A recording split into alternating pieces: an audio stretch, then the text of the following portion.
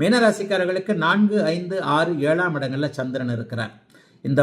இந்த வாரத்தில் நடுப்பகுதியில் செவ்வாய்க்கிழமை புதன்கிழமை நினைக்கிறேன், செவ்வாய்க்கிழமை புதன்கிழமை போல சந்திரமங்கல யோகம் என்கின்ற 5ஆம் இடத்துல அவர் வலுவாக இருக்கக்கூடிய நல்ல அமைப்புகள். ஆக வாரத்தின் 2 நாட்கள் சந்திரனும் செவ்வாயும் சேர்ந்து இருக்கக்கூடிய அமைப்புகள் நல்லா இருக்கு. ஆகவே மீனராசிக்காரர்களுக்கு சங்கடங்கள் எதுவும் இல்லாமல் சாதகங்கள் இருக்கக்கூடிய அமைப்புகள் இந்த வாரத்தில் கண்டிப்பாக உண்டு.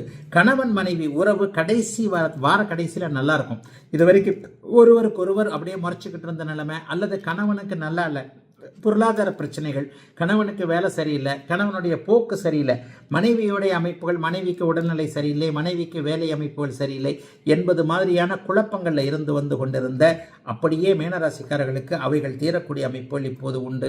6ஆம் இடத்துல சந்திரன் இருக்க போவது, சுக்கரனுடைய பார்வையில், சனியுடைய பார்வையில் அவர் 6ஆம் இடத்துல இருக்கிறதுன்றது மிகப்பெரிய யோக அமைப்பு. வியாழக்கிழமை வெள்ளிக்கிழமை இந்த 2 நாளும், இந்த வியாழக்கிழமை வெள்ளிக்கிழமை 2 நாளுமே உங்களுக்கு கொஞ்சம் குடும்பத்தோடு சந்தோஷமாக இருக்கக்கூடிய தன்மைகள் உண்டு.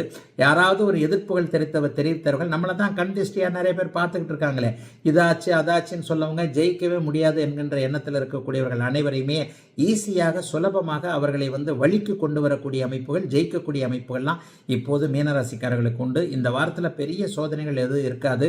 வாகன பிராப்தி சிலருக்கு உண்டு. தை மாதத்திலேயே இந்த மாதத்திலேயே புதுசாக ஒரு வண்டி எடுத்துருவோம் என்கின்ற எண்ணங்களும் அதை எண்ணங்களை அப்படியே நல்ல விதமாக செயல்படுத்தக்கூடிய தன்மைகளும் இருக்கும்.